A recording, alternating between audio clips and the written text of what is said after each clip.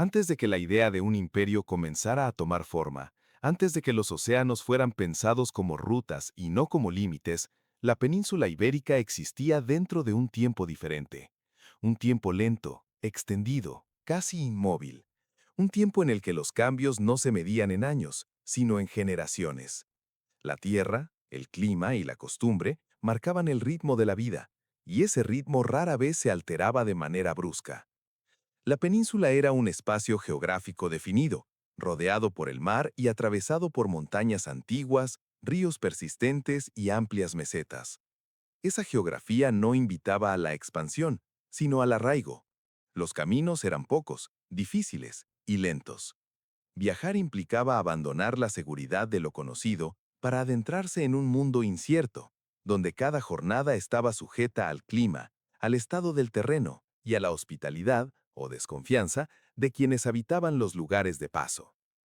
Durante la Edad Media, este territorio no constituía una unidad política ni cultural. Era un mosaico de reinos, condados y dominios que coexistían sin una noción clara de destino común. Al norte se extendían los reinos cristianos, con estructuras feudales que organizaban la sociedad en torno a la tierra y la lealtad. Al sur, Al-Ándalus mantenía una vida urbana más densa, con sistemas agrícolas avanzados, comercio activo y una tradición intelectual que sobrevivía al paso del tiempo. Entre ambos mundos existía el conflicto, pero también el intercambio, la convivencia cotidiana y largos periodos de estabilidad silenciosa. Las ciudades eran islas dentro de un mar rural. La mayoría de la población vivía en aldeas pequeñas, dispersas, ligadas de manera directa al trabajo agrícola. La vida diaria se organizaba alrededor de tareas repetitivas: sembrar, cosechar, cuidar animales, reparar herramientas. El amanecer marcaba el inicio del esfuerzo y el anochecer imponía descanso. La noche, profunda y oscura, cerraba cada jornada sin promesas de novedades. El poder era cercano, visible y concreto. No se percibía como una abstracción distante, sino como una presencia cotidiana. Un señor feudal, un representante del rey, una autoridad eclesiástica.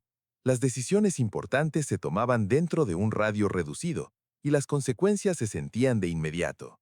La idea de un poder central capaz de gobernar vastos territorios lejanos resultaba ajena a la experiencia común. El mundo se entendía en escalas humanas, manejables, conocidas. La religión impregnaba cada aspecto de la existencia sin necesidad de imponerse con estridencia. Las campanas marcaban las horas, las festividades ordenaban el calendario y los rituales ofrecían una estructura estable al paso del tiempo. La fe proporcionaba respuestas simples y tranquilizadoras en un mundo donde la incertidumbre era constante. Dios estaba presente en el campo, en el taller, en el hogar y en el campo de batalla, formando parte del paisaje cotidiano. La guerra, aunque presente, no dominaba la vida diaria como un estado permanente de urgencia. La llamada reconquista no era una marcha continua ni una sucesión ininterrumpida de batallas decisivas. Era un proceso largo, fragmentado, compuesto por avances lentos, retrocesos inevitables y extensos periodos de tregua. Las fronteras se desplazaban con una lentitud casi imperceptible. Podían pasar décadas sin cambios significativos, mientras la vida cotidiana seguía su curso apenas alterada por los movimientos del poder. El mar, siempre visible desde las costas, no era aún una promesa de expansión. Era una frontera respetada, temida y poco comprendida. Los navegantes se movían cerca de tierra firme, siguiendo rutas conocidas, transportando mercancías básicas entre puertos familiares. La navegación dependía del viento, de la experiencia transmitida de generación en generación y de una prudencia constante. Cruzar grandes extensiones de agua abierta no era un proyecto deseable, sino un riesgo innecesario. En este contexto, la noción de imperio carecía de sentido práctico. Los recuerdos del dominio romano persistían como una referencia lejana, casi legendaria, pero no como un modelo posible para el presente. El mundo medieval peninsular estaba orientado hacia la supervivencia, el equilibrio interno y la continuidad. No había prisa por transformar la realidad ni por extender fronteras más allá de lo conocido. Cada reino miraba hacia adentro, concentrado en mantener el orden, asegurar los recursos y preservar las jerarquías establecidas. El tiempo parecía avanzar en círculos, repitiendo gestos, costumbres y formas de vida que se transmitían sin cambios profundos. La historia se escribía despacio, casi sin ruido, mientras las noches se sucedían una tras otra sobre campos silenciosos y ciudades apenas iluminadas. Nada en la calma de esos paisajes, en la lentitud de los caminos o en la estabilidad de las rutinas diarias sugería una transformación profunda. Sin embargo, bajo esa superficie inmóvil comenzaban a acumularse cambios sutiles, alianzas dinásticas, intereses económicos y avances técnicos discretos. Cambios que aún no alteraban el ritmo del mundo, pero que, con el tiempo, abrirían la puerta a una nueva forma de entender el poder, el territorio y el horizonte. Así era la península ibérica antes del imperio. Un espacio contenido, fragmentado, silencioso.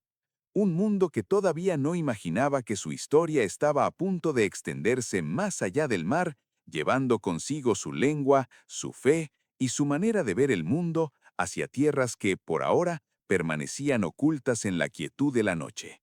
Con el paso lento de los años, aquel mundo fragmentado comenzó a experimentar transformaciones casi imperceptibles.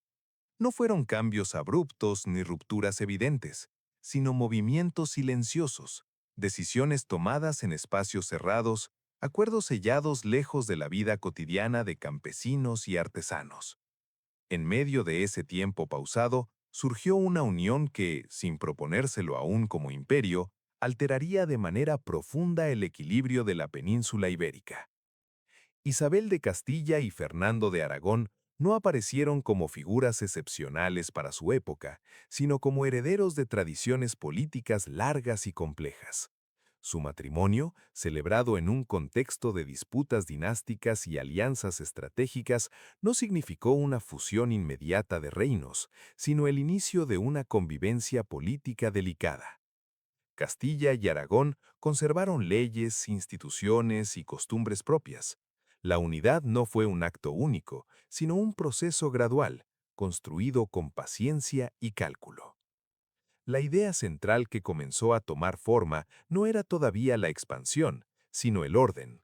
Orden interno, estabilidad política, control de los territorios existentes. Los reyes católicos buscaron consolidar su autoridad dentro de límites conocidos, reduciendo el poder de la nobleza, reorganizando la administración y fortaleciendo la figura de la monarquía. El poder empezó a desplazarse lentamente desde los señores locales hacia una autoridad central más definida. La religión desempeñó un papel silencioso pero decisivo en este proceso. La fe católica se convirtió en un elemento de cohesión política, una lengua común que atravesaba fronteras internas. La uniformidad religiosa fue vista como una garantía de estabilidad, no como un proyecto ideológico abstracto, sino como una forma práctica de ordenar el territorio. La creación de instituciones como la Inquisición respondió a esta lógica de control y homogeneidad, integrada al funcionamiento cotidiano del poder. Mientras tanto, el largo proceso de la Reconquista llegaba a su desenlace. La toma de Granada en 1492 no fue solo el final de un reino musulmán en la península, sino el cierre simbólico de una etapa histórica. Durante siglos, la coexistencia entre mundos distintos había definido la identidad ibérica. Con el fin de Al-Ándalus como entidad política, la península comenzó a pensarse a sí misma como un espacio más definido, con fronteras más claras y un proyecto común todavía incipiente.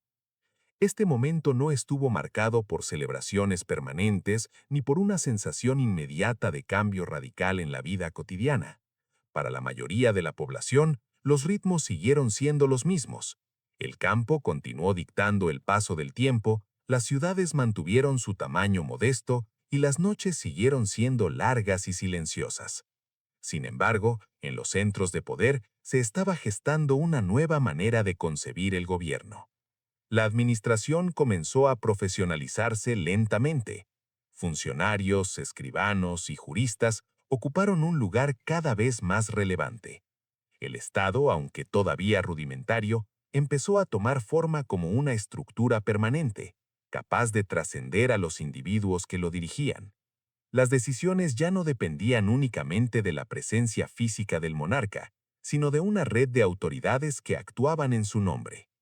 Castilla, con su extensión territorial y sus recursos, adquirió un peso creciente dentro de esta unión.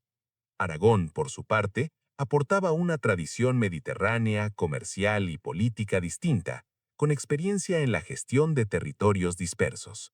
Esta complementariedad no fue inmediata ni armoniosa, pero sentó las bases de una estructura más amplia, capaz de pensar en escalas mayores. La consolidación del poder real también implicó una redefinición de la relación con la nobleza. Los grandes linajes, acostumbrados a una autonomía considerable, comenzaron a ver limitado su margen de acción. El equilibrio feudal tradicional se fue transformando en favor de una monarquía más fuerte, más presente y más consciente de su autoridad. Este proceso se desarrolló sin prisa, pero con constancia. En paralelo, la economía empezó a mostrar signos de reorganización. La lana castellana, los intercambios internos y las rutas comerciales conocidas sostenían un sistema que, aunque limitado, proporcionaba estabilidad. No se buscaba aún una riqueza extraordinaria ni una expansión sin precedentes. El objetivo era asegurar los recursos existentes y garantizar el funcionamiento regular del reino. Lo más significativo de este periodo fue el cambio en la percepción del poder. Sin proclamarse imperiales, los reyes católicos comenzaron a gobernar con una visión más amplia del territorio. El reino dejó de ser solo un conjunto de tierras heredadas para convertirse lentamente en un espacio administrado, pensado y organizado desde el centro. Esta transformación conceptual fue tan importante como cualquier conquista militar. En las noches tranquilas de finales del siglo XV, mientras las ciudades se recogían y los campos descansaban, la península ibérica ya no era exactamente la misma. Sin grandes anuncios ni gestos grandilocuentes, se había puesto en marcha un proceso de unificación política que alteraría el rumbo de su historia. Aún no existía un imperio, ni siquiera un deseo claro de construirlo, pero el terreno estaba siendo preparado con paciencia. El mundo seguía siendo lento, contenido y silencioso, pero ahora comenzaba a organizarse de otra manera. Bajo la aparente continuidad de la vida cotidiana, el poder se concentraba, la autoridad se afirmaba y la península daba los primeros pasos hacia una etapa distinta, una etapa en la que el horizonte, poco a poco, dejaría de ser un límite definitivo. Durante siglos, el mar había estado allí, extendiéndose más allá de las costas de la península ibérica como una presencia constante y silenciosa. No era un camino ni una promesa, era un límite, una superficie cambiante, impredecible, que imponía respeto y cautela. Para quienes vivían tierra adentro, el océano era apenas una idea distante. Para quienes habitaban las costas, era una fuente de sustento, pero también de peligro. Nadie lo pensaba aún como un espacio destinado a ser atravesado en busca de nuevos mundos. La navegación medieval avanzaba despacio, apoyada en conocimientos transmitidos de generación en generación. Los marineros conocían las corrientes cercanas, los vientos estacionales, las estrellas visibles en noches despejadas. Los barcos eran robustos pero limitados, diseñados para recorrer trayectos conocidos, siguiendo la línea de la costa como una guía constante. Alejarse demasiado de tierra firme significaba exponerse a lo desconocido, a tormentas repentinas y a la posibilidad de no regresar. Los puertos eran puntos de intercambio tranquilos, donde el tiempo parecía fluir con la misma lentitud que en el interior. Allí llegaban mercancías básicas, sal, vino, aceite, telas, cereales. Las rutas marítimas conectaban regiones ya familiares, sin la ambición de ir más allá. El comercio era una extensión del mundo conocido, no una invitación a expandirlo.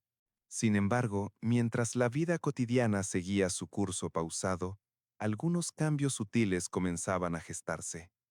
Los avances técnicos, aunque modestos, acumulaban experiencia. La mejora en la cartografía, el uso más sistemático de la brújula, la observación cuidadosa del cielo nocturno y la adaptación de embarcaciones más versátiles ampliaban lentamente las posibilidades de la navegación. Nada de esto ocurría de manera repentina.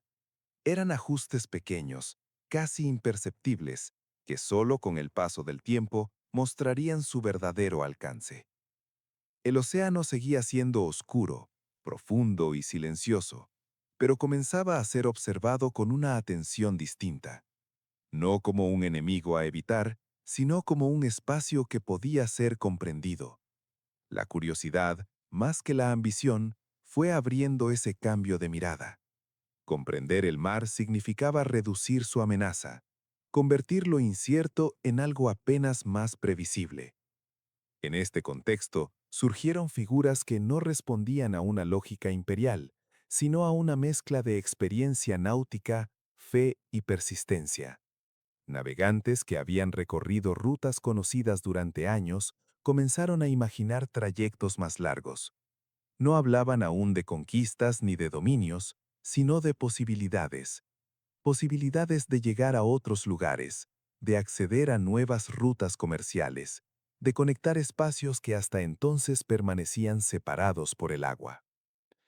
Cristóbal Colón apareció en este escenario no como un visionario solitario, sino como parte de un mundo que comenzaba lentamente a mirar hacia el mar con menos temor.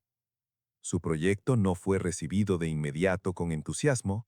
Durante años encontró dudas, rechazos y silencios. Las cortes no se movían con rapidez, y cada decisión implicaba riesgos que pocos estaban dispuestos a asumir. El océano seguía siendo una frontera respetada. La aceptación de su propuesta no significó un acto de audacia desmedida, sino una apuesta calculada dentro de un contexto político específico. Tras la consolidación del poder de los reyes católicos y el cierre de la Reconquista, existía un margen, pequeño pero real, para explorar nuevas opciones. No se buscaba un mundo nuevo, sino una ruta alternativa hacia territorios ya conocidos por otros caminos. El viaje, cuando finalmente se emprendió, estuvo lejos de ser una travesía épica en el sentido moderno. Fue una experiencia lenta, marcada por la incertidumbre, la monotonía del mar abierto y la tensión silenciosa de una tripulación que avanzaba sin referencias visibles. Día tras día, el horizonte permanecía igual. El cielo y el agua se fundían en una continuidad hipnótica, donde el tiempo parecía diluirse. Las noches en alta mar eran profundas y envolventes. El balanceo constante del barco, el sonido repetitivo del agua contra la madera, el crujir de las cuerdas. Bajo las estrellas, los navegantes avanzaban sin saber con certeza qué encontrarían. No había mapas fiables de aquellas aguas, solo cálculos, intuiciones y una confianza frágil en que el mundo no terminaba allí.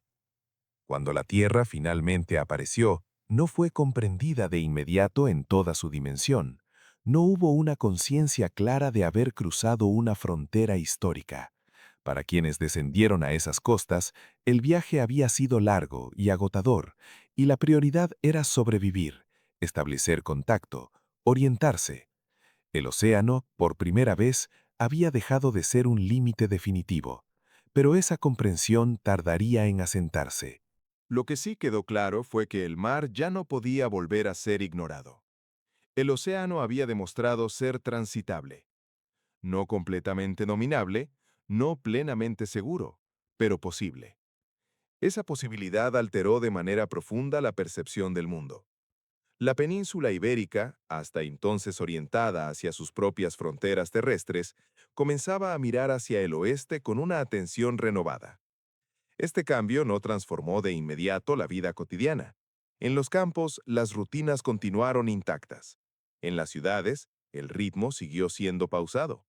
Pero en los centros de decisión, el océano empezó a ocupar un lugar central en los mapas y en las conversaciones. No como un escenario de aventuras, sino como un espacio que podía integrarse al orden político y económico que se estaba consolidando. El mar, que durante siglos había sido una frontera silenciosa, comenzaba a convertirse en un camino lento, incierto, cargado de riesgos, pero abierto. Aún no existía un imperio que se extendiera más allá del horizonte, pero la puerta había sido entreabierta. Y como ocurre con todos los grandes cambios históricos, ese gesto inicial fue discreto, casi imperceptible, envuelto en la calma profunda de un mundo que todavía avanzaba sin prisa. Así, mientras las noches seguían cayendo sobre la península y el sonido del mar acompañaba el descanso de las ciudades costeras, el océano dejaba de ser solo un límite. Sin ruido, sin proclamaciones, comenzaba a integrarse en la historia de un territorio que, lentamente, estaba aprendiendo a mirar más allá de sí mismo. Cuando las primeras noticias del otro lado del océano comenzaron a llegar a la península, lo hicieron de manera fragmentaria, envueltas en relatos imprecisos, en descripciones incompletas y en silencios difíciles de interpretar. No existía aún una comprensión clara de lo que aquellas tierras representaban. América no apareció como un continente definido, sino como una sucesión de islas, costas y paisajes que se incorporaban lentamente a la imaginación europea. El encuentro entre mundos fue, desde el inicio, desigual y confuso. Para los habitantes de aquellas tierras, la llegada de hombres venidos del mar alteró un orden que llevaba siglos estable. Para los recién llegados, el territorio resultaba vasto, desconocido y difícil de encuadrar dentro de las referencias habituales. No hubo una comprensión inmediata ni una intención imperial claramente formulada. Lo que predominó fue la improvisación, la necesidad de adaptarse y la urgencia por sobrevivir. Las primeras expediciones no respondían a un plan estructurado de dominio continental. Eran avanzadas limitadas, asentamientos precarios e intentos de establecer puntos de apoyo en un entorno que no ofrecía certezas.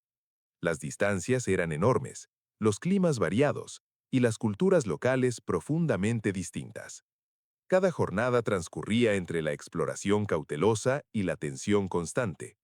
Con el paso del tiempo, la presencia española comenzó a organizarse. Se establecieron autoridades, se levantaron ciudades, se trazaron rutas. La administración colonial no surgió de inmediato como un sistema coherente, sino como una respuesta gradual a la complejidad del territorio. Gobernar aquellas tierras implicaba enfrentar desafíos logísticos, culturales y humanos que no tenían precedentes en la experiencia peninsular. La violencia formó parte de este proceso, como lo había hecho en otros momentos de la historia. Enfrentamientos, sometimientos y rupturas marcaron el contacto inicial.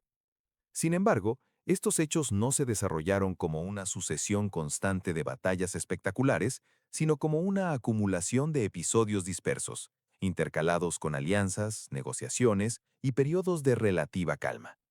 La conquista fue, en gran medida, un proceso prolongado y desigual.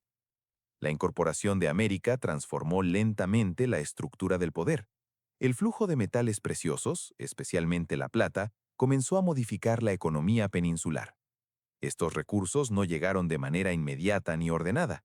Su impacto se fue sintiendo con el paso de las décadas, alterando precios, financiando guerras y sosteniendo una administración cada vez más extensa. El imperio no se construyó solo con territorios, sino con la gestión de esos recursos a gran distancia.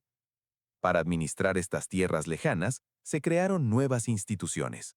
Los virreinatos surgieron como una forma de delegar el poder real, adaptándolo a la realidad americana. Virreyes, audiencias y funcionarios intentaron reproducir un orden conocido en un contexto completamente distinto. Esta tarea se desarrolló con lentitud, entre errores, ajustes y adaptaciones constantes. La vida cotidiana en América colonial adquirió un ritmo propio. Las ciudades crecieron alrededor de plazas, iglesias y edificios administrativos. Los caminos conectaron regiones distantes, y el comercio interno comenzó a articular territorios que antes no compartían vínculos directos. Al mismo tiempo, las poblaciones originarias fueron incorporadas, forzadamente o mediante acuerdos, a una estructura que transformó de manera irreversible sus formas de vida. Desde la península, América seguía siendo un espacio lejano, casi abstracto. Las noticias tardaban meses en llegar. Las decisiones se tomaban con información incompleta. El imperio comenzaba a existir más como una red de relaciones que como un territorio plenamente comprendido. La distancia imponía una forma particular de gobierno, basada en la delegación y en la confianza limitada. A medida que las décadas avanzaban, la magnitud de lo que se estaba construyendo empezó a hacerse visible.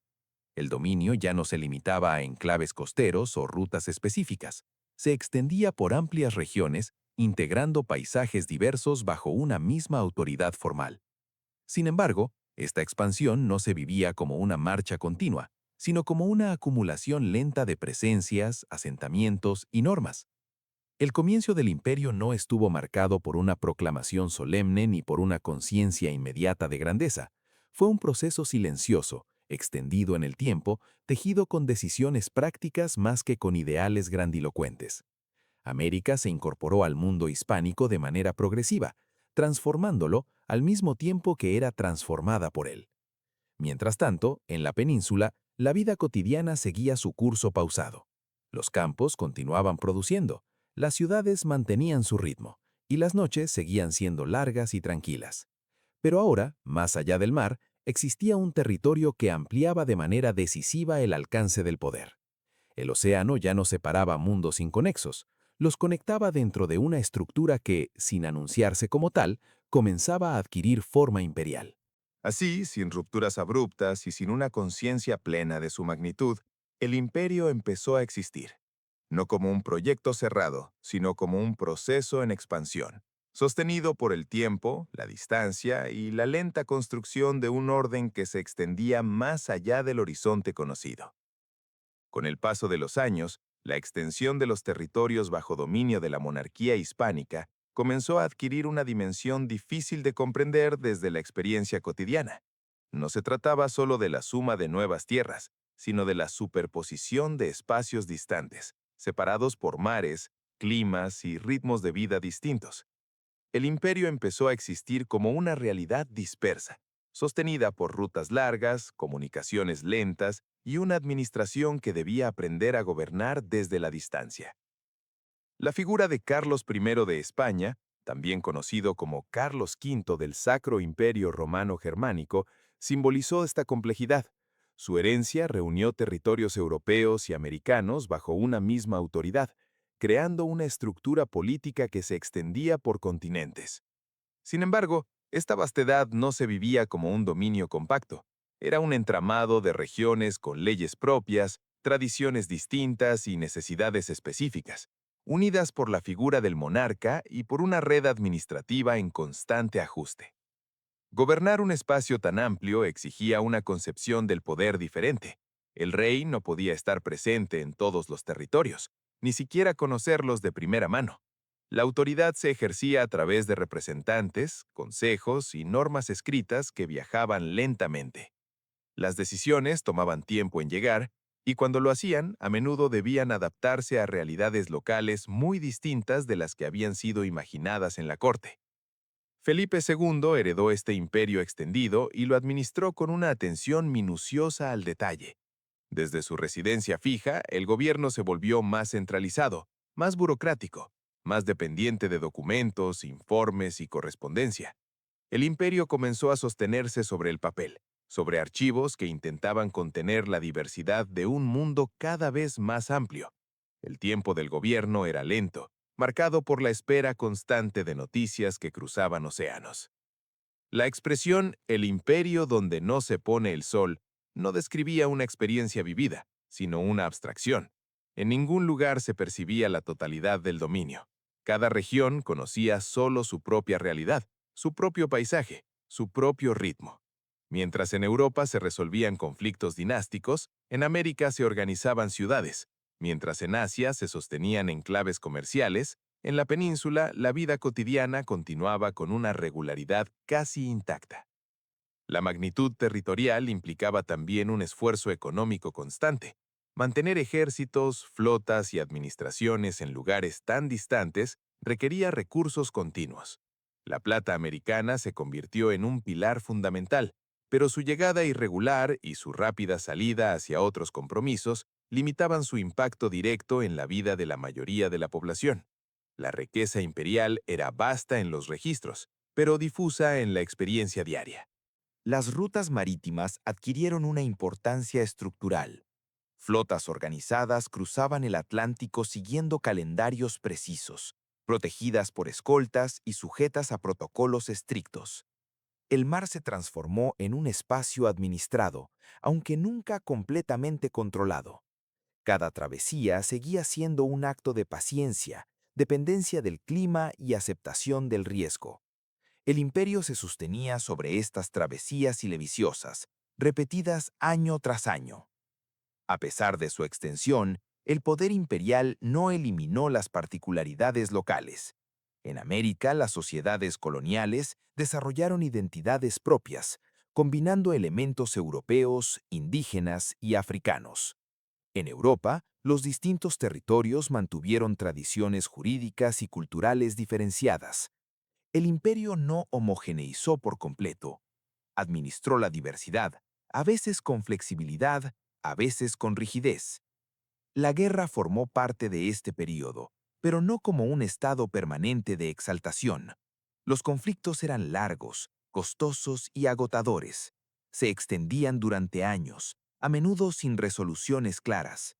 Para la mayoría de la población, la guerra era una presencia lejana, percibida a través de impuestos, levas ocasionales y noticias fragmentarias. El imperio se desgastaba lentamente en estos enfrentamientos prolongados. Mientras tanto, la vida cotidiana seguía su curso. En los campos, el trabajo continuaba marcado por las estaciones. En las ciudades, los oficios se transmitían de padres a hijos. Las noches caían con la misma serenidad de siempre, ajenas a la vastedad del dominio imperial. El imperio existía, pero no alteraba de manera directa el ritmo íntimo de la mayoría de las vidas. Con el tiempo, la distancia entre la idea del imperio y su experiencia concreta se hizo más evidente. La administración se volvió más compleja, las decisiones más lentas, los recursos más dispersos. Sostener un poder que se extendía por tantos territorios exigía una atención constante y una capacidad de adaptación permanente. Así, el imperio alcanzó su máxima extensión, no como una estructura sólida y uniforme, sino como una red extensa y delicada. Un mundo unido por rutas, documentos y lealtades formales, pero atravesado por diferencias profundas. Bajo la imagen de un sol que nunca se ocultaba, el imperio avanzaba sostenido por la paciencia, el tiempo y una administración que intentaba, noche tras noche, mantener unido un mundo demasiado grande para ser plenamente comprendido. Mientras la extensión del imperio se desplegaba sobre mapas cada vez más amplios, la vida cotidiana de millones de personas continuaba avanzando a un ritmo silencioso y regular. Lejos de las decisiones tomadas en cortes y consejos, el día a día se construía con gestos repetidos, con trabajos heredados y con una relación íntima entre las personas y su entorno inmediato. El imperio, vasto y complejo, se sostenía en estas rutinas discretas, que rara vez ocupaban un lugar en los relatos oficiales. En los campos de Castilla, Aragón y otras regiones peninsulares, la agricultura seguía marcando el pulso del tiempo. El arado abría la tierra con la misma paciencia de siempre. Las semillas se depositaban siguiendo calendarios antiguos, y la cosecha definía la seguridad del invierno. Las técnicas cambiaban poco. El conocimiento se transmitía por observación y experiencia, más que por escritos. El trabajo comenzaba al amanecer y concluía cuando la luz se retiraba, dejando paso a noches tranquilas, apenas interrumpidas por el viento o el ladrido distante de algún animal. Las aldeas eran pequeñas, compactas, formadas por casas de piedra o adobe, con calles estrechas y una plaza central donde se concentraba la vida comunitaria. Allí se intercambiaban noticias, se resolvían disputas menores y se celebraban las festividades religiosas. El imperio, con su extensión transoceánica, era una idea lejana. Para la mayoría, el mundo seguía terminando en los límites visibles del paisaje. En las ciudades, el ritmo era distinto, aunque no necesariamente más acelerado. Los talleres de artesanos abrían sus puertas con regularidad: herreros, carpinteros, tejedores, zapateros. Cada oficio tenía su espacio y su tiempo. Los gremios organizaban la producción, regulaban el aprendizaje y aseguraban la continuidad del trabajo. Las campanas marcaban las horas, ordenando la jornada sin necesidad de relojes personales.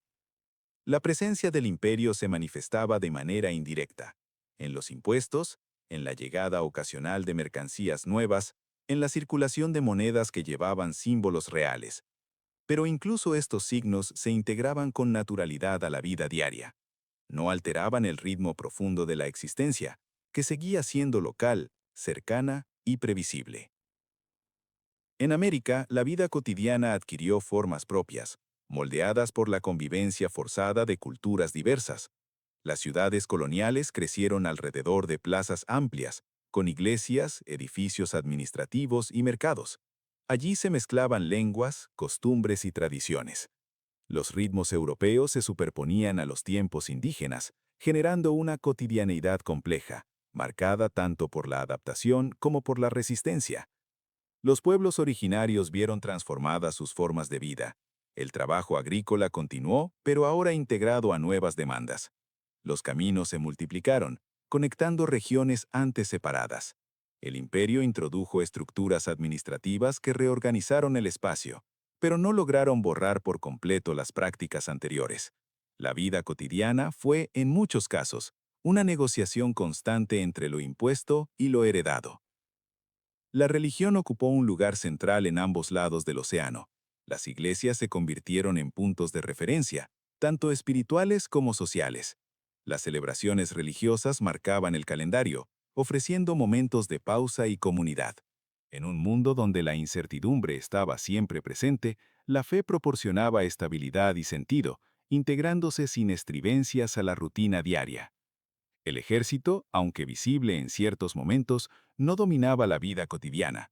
La mayoría de los soldados eran campesinos o artesanos, que durante períodos específicos dejaban sus ocupaciones para servir. La guerra era una interrupción, no un estado permanente. Cuando no estaban en campaña, estos hombres regresaban a sus trabajos, reintegrándose a un mundo que continuaba casi intacto. El comercio conectaba regiones, pero lo hacía con lentitud. Las caravanas y flotas tardaban semanas o meses en completar sus trayectos. Las noticias viajaban despacio, y esa lentitud contribuía a una sensación de estabilidad. Los cambios, cuando llegaban, lo hacían de manera gradual, permitiendo que la vida cotidiana se adaptara sin rupturas abruptas. En las noches, tanto en la península como en América, el mundo se recogía. La iluminación era escasa, limitada a velas y lámparas de aceite. Las calles quedaban en silencio y el descanso se imponía con naturalidad. El imperio, con toda su complejidad, se desdibujaba en la oscuridad nocturna, dejando espacio a una experiencia humana más simple y cercana. La familia constituía el núcleo de la vida social. Los roles estaban claramente definidos y las generaciones convivían compartiendo trabajo, saberes y responsabilidades. La continuidad era un valor fundamental. Cambiar de oficio, de lugar o de forma de vida no era común. La estabilidad ofrecía seguridad en un mundo donde las alternativas eran limitadas. Así, el imperio se sostenía sobre millones de existencias que transcurrían sin prisa. Lejos de las grandes decisiones, la vida cotidiana mantenía un equilibrio silencioso. Los mapas podían ampliarse, las rutas podían multiplicarse, pero el pulso profundo de la vida seguía siendo el mismo. Un pulso lento, regular, que acompañaba el paso del tiempo con una serenidad constante. En esa cotidianidad, discreta y persistente, residía una de las claves del imperio, no en la grandiosidad de sus dominios, sino en la capacidad de integrar la vida diaria dentro de un orden que, aunque amplio y distante, no alteraba de manera abrupta el ritmo íntimo de las personas. El imperio existía, pero lo hacía envuelto en la calma de millones de noches silenciosas. Con el transcurrir de los siglos, el imperio comenzó a experimentar un cambio que no se manifestó de manera inmediata ni evidente. No hubo un momento único que marcara el inicio de la decadencia, ni una señal clara que anunciara el agotamiento del poder. El desgaste llegó de forma silenciosa, acumulándose lentamente, como ocurre con todo aquello que se extiende demasiado en el tiempo y en el espacio. La administración de territorios tan distantes exigía una atención constante y un flujo continuo de recursos. Cada decisión tomada en la península debía atravesar mares y meses antes de hacerse efectiva. En ese lapso, las realidades locales cambiaban, las urgencias se modificaban y las órdenes llegaban, muchas veces, tarde o incompletas. El imperio funcionaba, pero lo hacía con una lentitud estructural que se volvía cada vez más difícil de sostener. La economía comenzó a mostrar señales de tensión. La llegada de metales preciosos desde América, que durante décadas había alimentado las arcas reales, no generó una prosperidad estable y duradera. Gran parte de esa riqueza se destinaba a financiar conflictos prolongados, compromisos políticos y deudas acumuladas. El dinero entraba y salía con rapidez, sin asentarse de manera sólida en el desarrollo interno. Para la población común, la percepción de abundancia era escasa. Los impuestos aumentaban, mientras las condiciones de vida cambiaban poco. Las guerras, frecuentes y extendidas, fueron una carga constante. No se trataba de enfrentamientos breves ni decisivos, sino de conflictos largos, dispersos, sostenidos en distintos frentes. Cada guerra exigía hombres, recursos y tiempo. El esfuerzo bélico se diluía en campañas que parecían no tener un final claro. Para quienes vivían lejos de los campos de batalla, la guerra se sentía como una presión continua, más que como un episodio concreto. En Europa, el equilibrio de poder comenzó a modificarse. Nuevas potencias emergían, con estructuras económicas y militares distintas. El dominio ya no se basaba únicamente en la extensión territorial, sino en la capacidad de adaptarse a cambios tecnológicos, comerciales y financieros. El imperio, construido sobre bases tradicionales, encontraba dificultades para ajustarse con rapidez a este nuevo escenario. La burocracia, que había sido una herramienta de control y organización, se volvió cada vez más pesada. La acumulación de documentos, normas y procedimientos ralentizaba las respuestas. Gobernar implicaba una espera constante. Esperar informes, esperar autorizaciones, esperar recursos. El tiempo administrativo se alargaba, creando una distancia creciente entre el centro del poder y las realidades locales. En América, las sociedades coloniales habían desarrollado dinámicas propias. Las ciudades crecían, las economías regionales se diversificaban y las élites locales adquirían mayor autonomía. Aunque seguían formalmente ligadas a la monarquía, estas regiones comenzaban a experimentar una vida política y social más independiente. La distancia y la rutina administrativa contribuían a esta separación gradual. La vida cotidiana, sin embargo, continuaba con su ritmo pausado. En los campos y ciudades, las personas seguían trabajando, celebrando, descansando. El desgaste del imperio no alteraba de inmediato la experiencia diaria. La decadencia no se vivía como una caída abrupta, sino como una serie de ajustes silenciosos. Más impuestos, menos oportunidades, mayor incertidumbre. Cambios que se integraban lentamente a la rutina. El poder simbólico del imperio seguía presente. Las ceremonias, los rituales y las imágenes de la monarquía mantenían una apariencia de continuidad. Pero detrás de esa estabilidad formal, el esfuerzo por sostener la estructura se hacía cada vez más evidente. La distancia entre la imagen del poder y su capacidad real comenzaba a ampliarse. El tiempo actuaba de manera constante y paciente. Cada generación heredaba un imperio ligeramente más complejo y más difícil de administrar que el anterior. Las soluciones del pasado ya no resultaban suficientes. Sin embargo, el cambio profundo tardaba en llegar, porque el propio ritmo del imperio estaba acostumbrado a la lentitud. Las noches seguían cayendo sobre ciudades y campos con la misma serenidad. A la luz tenue de las velas, Las personas descansaban sin pensar en equilibrios geopolíticos ni en transformaciones históricas. El imperio continuaba existiendo, pero lo hacía como una estructura que requería cada vez más esfuerzo para mantenerse en pie. El desgaste no implicaba todavía un final cercano. Era un proceso extendido, casi imperceptible en el corto plazo. Pero como ocurre con todas las construcciones humanas, sometidas al paso del tiempo, la acumulación de tensiones comenzaba a hacerse sentir. El imperio avanzaba, pero lo hacía con una carga cada vez mayor, sostenido más por la inercia que por una fuerza renovada. Así, la decadencia no llegó como un colapso repentino, sino como una lenta transformación, una transición prolongada envuelta en la calma aparente de la continuidad. Bajo la superficie estable de la vida cotidiana, el tiempo seguía su trabajo silencioso, preparando el escenario para un cambio que aún tardaría en manifestarse por completo. El final del imperio no llegó como una noche repentina que apaga todas las luces al mismo tiempo. Llegó más bien como un amanecer lento y gris en el que las formas conocidas se disbujujan poco a poco. Durante décadas, incluso siglos, la estructura imperial continuó existiendo mientras perdía, de manera gradual, la capacidad de sostenerse como había hecho en el pasado. El poder no desapareció de inmediato, se fue retirando en silencio, dejando huellas dispersas en los territorios que alguna vez había unido. A comienzos del siglo XIX, las tensiones acumuladas encontraron un cauce definitivo. Las sociedades americanas, que durante generaciones habían desarrollado dinámicas propias, comenzaron a reclamar un destino separado. No fue un proceso uniforme ni simultáneo. Cada región vivió su propio tiempo, sus propias disputas internas, sus propios equilibrios.